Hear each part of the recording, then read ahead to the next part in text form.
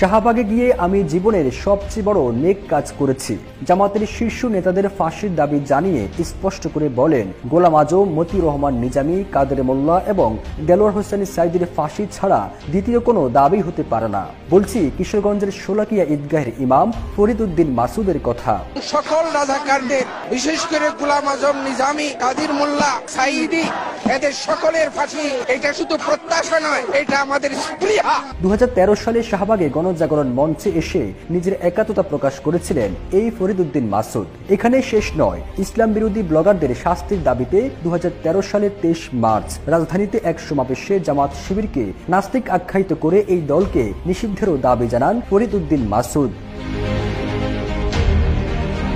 শাহবাগে গণজাগরণ মঞ্চে গিয়ে ফরিদ উদ্দিন মাসুদ যখন জামাতের শীর্ষ নেতাদের ফাঁসির দাবি জানিয়েছেন, ঠিক তার পেছনে রয়েছেন ইসলামী আন্দোলন বাংলাদেশ বা চরমনাইপন্থী ইসলামী সাংস্কৃতিক সংগঠন কলরব শিল্পী গোষ্ঠীর অন্যতম শিল্পী সাইদ আহমেদ। তিনিও সে ইমরান লাকিদের গণজাগরণ মঞ্চে গিয়ে নিজের একাত্মতা প্রকাশ করেন, দাবি জানান জামাতে ইসলামী নেতাদের ফাঁসির।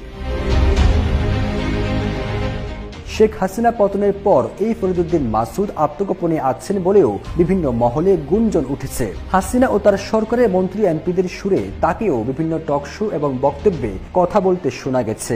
তাই হাসিনা বিরোধী বিভিন্ন মহল ফরিদ উদ্দিন মাসুদকে আওয়ামী লীগের দালাল বলেও আখ্যায়িত করেছেন।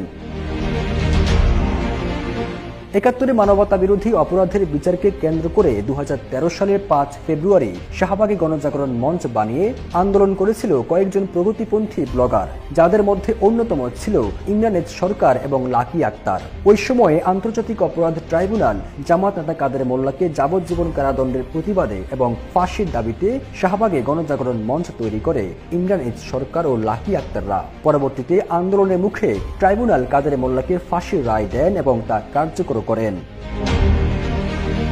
ফিরোজ আলম, জয় জয় দিন।